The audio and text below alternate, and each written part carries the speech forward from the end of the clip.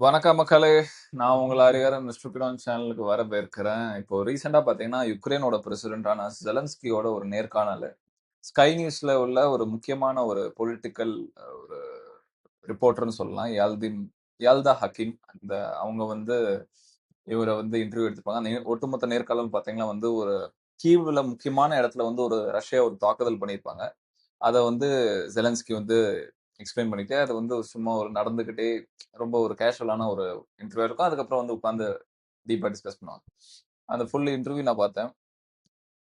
ஆ அவரு கிட்டத்தட்ட வந்து கதறியிருக்காருன்னு தான் சொல்றேன். புலம்பியிருக்காருன்னு சொல்லலாம். ஏன்னா, அவருக்கு அவருக்கு வந்த அந்த பண கஷ்டமா இருக்கட்டும், இந்த யுக்ரைன் அவரு வந்து அவரோட வார எப்படி சமாளிக்கிறதுன்னு தெரியாம, அவரு அந்த ஆரம்பத்துல அந்த வீடியோல எப்படி ஆரம்பிக்குதுன்னா, ஒரு கீவ்ல வந்து முக்கியமான இடத்துல வந்து மிசைல் போட்டிருக்காங்க. நல்ல காலம் அதுல ஒரு சில மிசைல்ஸ் தான் வெடிச்சிருக்கு. இன்னொன்னுலாம் வெடிக்கல. இதனால வந்து பெரிய உயிர் சேதம் தவிர்க்கப்பட்டிருக்கு. எங்களுக்கு வந்து அவர் நெறைய முக்கியமான விஷயங்கள், கோரிக்கைகள் வச்சிருக்காரு. அது என்னங்கிறத நம்ம பார்ப்போம். முக்கியமா பார்த்தீங்கன்னா, எங்களுக்கு நெறைய பேட்ரியாட் சிஸ்டம் தேவைப்படுது. அமெரிக்கா கிட்ட அது நெறையாவே இருக்கு. எங்களுக்கு கொஞ்சம் அவங்க குடுக்குறது வந்து நல்லது. அதே மாதிரி டொனால்ட் ட்ரம்ப் வந்து ஒரு நல்ல ஒரு ஸ்ட்ராங்கான ஒரு பொசிஷன் எடுக்கணும். நல்ல ஒரு உறுதியான ஒரு நிலைப்பாடு எடுக்கணும். ஏன்னா, புட்டின பயமுறுத்துற பவர் அவர்கிட்ட இருக்கு. அவர பயமுறுத்துற அந்த அளவுக்கு வந்து ஒரு படைகள் வந்து அமெரிக்கா கிட்ட இருக்கு.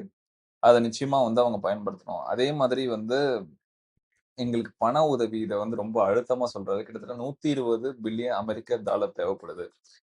அது வந்து கிட்டத்தட்ட 60 பில்லியன் டாலர் வந்து உக்ரைன் கஜானால இருந்து கூட நான் எடுத்துப்பேன். ஆனா மிச்சம் 60 வந்து நிச்சயமா அ அமெரிக்காவோ இல்லன்னா மத்த ஒரு ஐரோப்பிய நாடுகளோ வந்து எங்களுக்கு உதவி செய்யணும். அப்படிங்கிறத அழுத்தம் திருத்தமா சொல்றாரு. இந்த மாரி பண உதவி, இந்த இந்த வார்க்கான எய்ட் வந்து ஒரு பண உதவியா இருக்கட்டும், இல்லன்னா வந்து இந்த ஆயுதங்களா இருக்கட்டும், இத வந்து ரொம்ப மன்றாடி ரொம்ப நாளா கேட்டுக்கிட்டு இருக்காரு ஜெலன்ஸ்கி.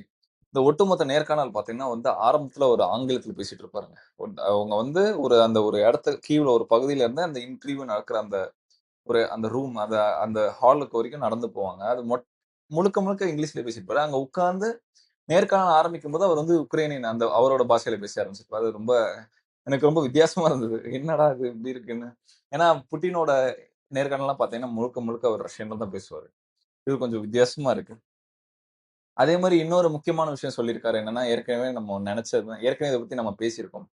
இப்ப ரீசென்ட்டா நடந்த ட்ரம்ப்பும், புட்டினோட இந்த சந்திப்புல வந்து ட்ரைலேட்டரல் மீட்டிங்கா கொண்டு போயிருக்கலாம். அதாவது 3 தலைவர்கள் நானும் அதுல வந்து சேர்க்கப்பட்டிருக்கலாம். உக்ரைன் ஏன்னா நெறைய விஷயங்கள் அப்ப எடுக்கப்பட்டிருப்போம். அப்போ வந்து இத இந்த பிரச்சனைய வந்து இன்னும் எளிதா வந்து தீர்க்க முயற்சி பண்ணியிருக்கலாம் அப்படின்னு சொன்னாரு. அதே மாதிரி வந்து இந்த ஐரோப்பிய யூனியன் வந்து கிட்டத்தட்ட 18 சாங்ஷன் வந்து ரஷ்யாக்கு எதிரா விட்டிருக்கு. ஆனா அமெரிக்கா வந்து ஒரு சிலர் தான். ரொம்ப ஸ்ட்ராங்கான ஒரு அழுத்தம் திருத்தமான ஒரு பொருளாதார தடை வந்து நாங்க அமெரிக்காவிடம் இருந்து எதிர்பார்க்கிறோங்கிறத வந்து ஜெலன்ஸ்கி சொல்லியிருக்காரு. அதே மாரி இந்த போர் முடியறதுக்கு முன்னாடி சில ஒப்பந்தங்களுக்கு நாங்க ஒத்துக்கிறோம். அதுக்கும் வந்து முக்கியமா சொல்லப்போனா இந்த போர முடிக்கிறத பத்தி அந்த போர பத்தி தான் முக்கியமான இந்த ஒட்டுமொத்த நேர்காணலும் இருந்திருக்கு. அத முடிக்கிறத நோக்கமா வந்து தான் இத பேசிட்டு இருந்தாரு. அது மட்டும் இல்லாம இன்னொரு முக்கியமான விஷயம் கேட்டிருக்காங்க.